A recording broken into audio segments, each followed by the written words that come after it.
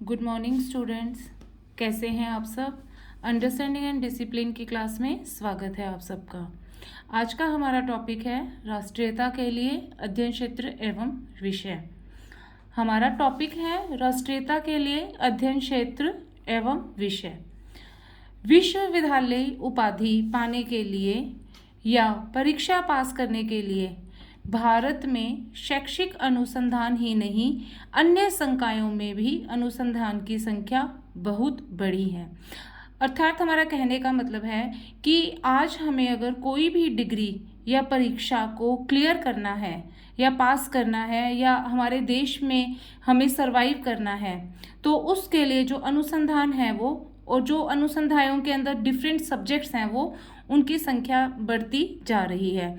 शिक्षण संस्थाओं की संख्या निरंतर बढ़ रही है और इसी के साथ साथ छात्र भी अवेयर हो रहे हैं और छात्रों की संख्याओं में भी वृद्धि हो रही है, जिससे कि शासकीय योजनाएं को बढ़ावा मिलता है और नई नई शासकीय योजनाएं संचालित की जा रही हैं। शासन प्रत्येक व्यक्ति को यह सुनिश्चित करना चाहता है कि शिक्षा के द्वारा उनका सामाजिक, नैतिक, आर्थिक प्रगति निश्चित ही होगी। अर्थात हमारे देश में अच्छे शिक्षकों की कमी है, क्योंकि शिक्षक के व्यवसाय का समाज में कोई अवमूल्यन दिखाई नहीं देता है। आज के अर्थ प्रधान युग में शिक्षक व शिक्षण को जितना आर्थिक महत्व दिया जाना चाहिए वह नहीं मिल रहा है और शासकीय बजट में जितना धन शिक्षा के लिए आवंटित किया जाना चाहिए वह भी नहीं हो पा रहा है।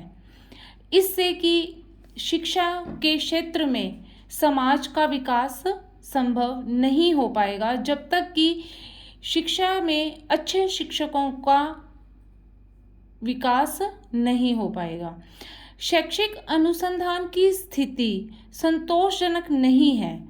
इसमें हमें अनेक प्रकार की कठिनाइयां दिखाई देती हैं, जो कि निम्न प्रकार है। सुनिश्चित राष्ट्रीय शिक्षा नीति का अभाव। ठीक है, नेक्स्ट जो है हमारी कठिनाई है शासन करने वाले राजनीतिक दल का राजनीतिक दृष्टिकोण से शिक्षा में नित्य नए प्रयोग किए जाना। नेक्स्ट है शैक्षिक अनुसंधान के प्रति रुचि तथा गंभीर चिंतन की कमी। नेक्स्ट है अनुसंधान को गति देने वाले प्रभावी प्रशासनिक चिंतनशील ढांचे का अभाव। शैक्षिक शोध के वातावरण का न होना तथा जो शोध करना चाहते हैं उनसे संबंधित क्षेत्रों में सहयोग की कमी। नेक्स्ट है सुयोग्य विद्वानों के निर्देशन मिलने में बाधाएं। नेक्स्ट है सामाजिक जीवन में प्रत्येक क्षेत्र में विचार की जगह प्रचार और दिखावे का वर्चस्व होना।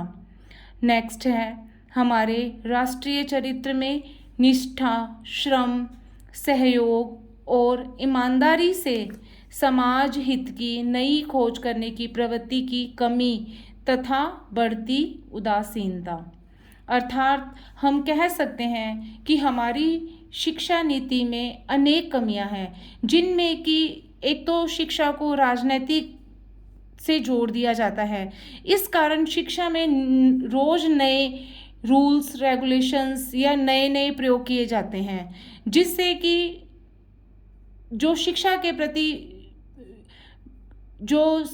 प्रति उचित नहीं है। और हमारी जो शिक्षा व्यवस्था है इसको लोग सामाजिक जीवन में हर जगह प्रचार और दिखावे का सम्मान देते हैं, विचारों की जगह नहीं रहती है, जिससे कि हमारे राष्ट्र में निष्ठा, सहयोग, श्रम, ईमानदारी से समाज हित की नई खोज करने की प्रवृत्ति कम हो रही है और इसकी ओर उदासीनता निरंतर बढ़ती जा रही है। राष्ट्रीय सोच में शिक्षा के प्रति नैतिक परिवर्तन हो और उसका बहुमुखी भूमिका को ध्यान में रखकर चरित्र का निर्माण करना, देश प्रेम, जनतांत्रिक मूल्यों के विकास के लिए उचित शिक्षण विधियों, मूल्यांकन विधियों तथा प्रबंध विधियों का शिक्षा में अनुसंधान हो, जिससे कि देश का कल्याण हो। विश्वविद्यालय अनुदान आयोग विभिन्न विश्वविद्यालयों, महाविद्यालयों को विभिन्न विषयों में शोध के लिए आर्थिक सहायता स्वीकृत करता है। शोधकर्ताओं को प्रशिक्षण देने की व्यवस्था की जानी चाहिए।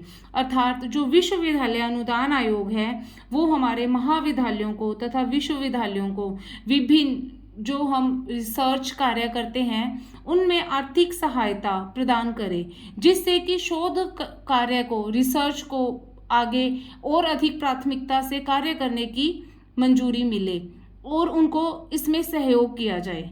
राष्ट्र निर्माण के अध्ययन क्षेत्र तथा विषयों के निर्माण के गुण निम्नलिखित होने चाहिए।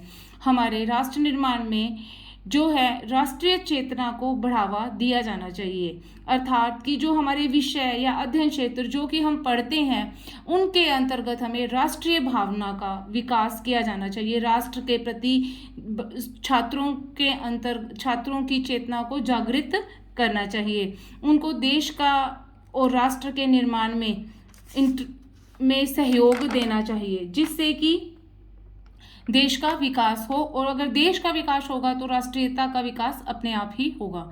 नेक्स्ट है आधुनिक भारतीय भाषाओं को शिक्षा में महत्वपूर्ण स्थान दिया जाए। आज हमारा आधुनिक युग में हम भारतीय भाषाओं की बजाय विदेशी भाषाओं को अधिक महत्व देते हैं, परंतु विदेशी भाषाओं के साथ साथ हमें भारतीय भाषाओं का भी सम्मान करना चाहिए। हमें भारतीय भाषाओं को हर जगह साथ लेकर चलना चाहिए। हर क्षेत्र की भाषाएं हैं उनके साथ में जो विदेशी भाषाएं हैं उनको आप ले सकते हैं, पर भारतीय भाषाओं को विशेष महत्व हमें देना चाहिए। राष्ट्रीय सेवा कार्यक्रमों द्वारा राष्ट्र निर्माण को बढ़ावा देना, अर्थात इस तरह के कार्यक्रमों का आयोजन किया जाना चाहिए जो कि हमारे राष्ट्र के निर्माण को बढ़ावा दें। इस तरह के कार्यक्रमों में छात्रों का, समाज का सहयोग होना चाहिए।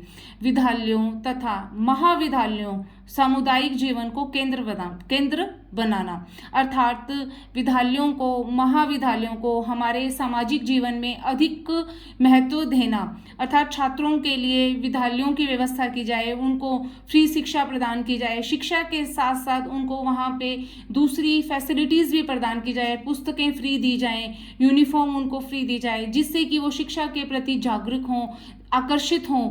तो उनको हम शिक्षा के द्वारा अगर शिक्षा का विकास होगा तो हमारे देश का विकास होगा, और अगर देश का विकास होगा तो हमारे राष्ट्र का विकास होगा।